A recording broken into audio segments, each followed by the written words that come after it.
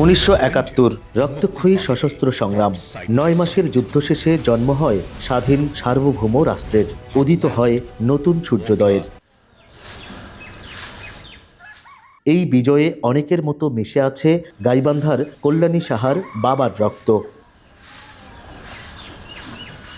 হানাদার বাহিনী বাড়ি থেকে ধরে নিয়ে যাওয়ার পর আর ননী গোপাল সাহার খোঁজ মেলেনি। তারপর থেকে একা সামলেছেন পরিবার, মানুষ করেছেন ভাই বোনদের। শুধু তার সে যে শহীদ হয়েছে এইটা যেন রাষ্ট্র স্বীকৃতি দেয়, এই শান্তিটুকু পাবো আমরা ভাই বোনেরা। এই একই গল্প ডাক্তার প্রদীপ কুমার সহ জেলার আরও অনেকের। বাবার স্মৃতি আঁকড়ে কাটছে সময়। 24শে মে বাবাকে ধরে নিয়ে গেছে। পরে আরও লোকজনের কাছে শুনলাম যে পরের দিন 25শে মে তাকে আবার নিয়ে আসছিল বাসায়।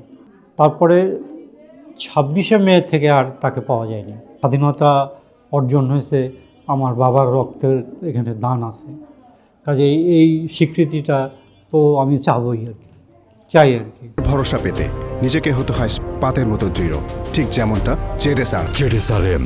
মুক্তিযোদ্ধা ও গবেষকরা বলছেন, মুক্তিযুদ্ধের সপক্ষের শক্তি বলে এমন অনেককে ধরে নিয়ে হত্যার পর পুঁতে রাখা হয় শহরের স্টেডিয়াম সংলগ্ন বৌদ্ধভূমিতে।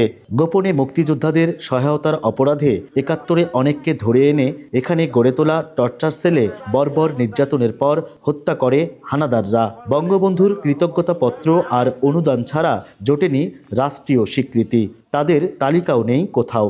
আমার জানা মতে গাইবান্ধায় বেশ কিছু পরিবার ছিল, মুক্তিযুদ্ধের সময়ও তারা অবস্থান করছিল প্রথম দিকে।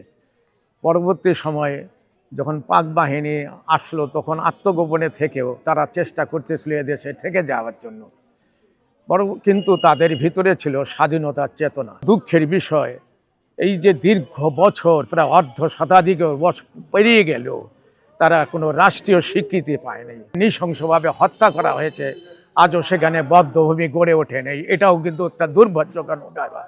আর যারা তাদের পরিবারের সদস্যদেরকে হারিয়েছে, তাদের কান্না কিন্তু এখনো দূর হয়নি। পাখেরা নামে একটা গ্রামে 6 জনকে একসাথে মেরে ফেলে। যারা ওখানে মারা গেছেন, শহীদ হয়েছেন, তাদের একজন শুধু শিক্ষক ছিলেন, বাকিরা শ্রমজীবী, একদম কৃষি শ্রমিক, তারা মাঠে কাজ করতেছিলেন।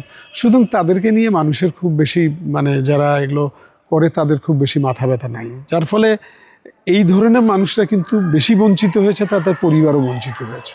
এ নিয়ে ক্ষুব্ধ হতাশ মুক্তিযোদ্ধারা।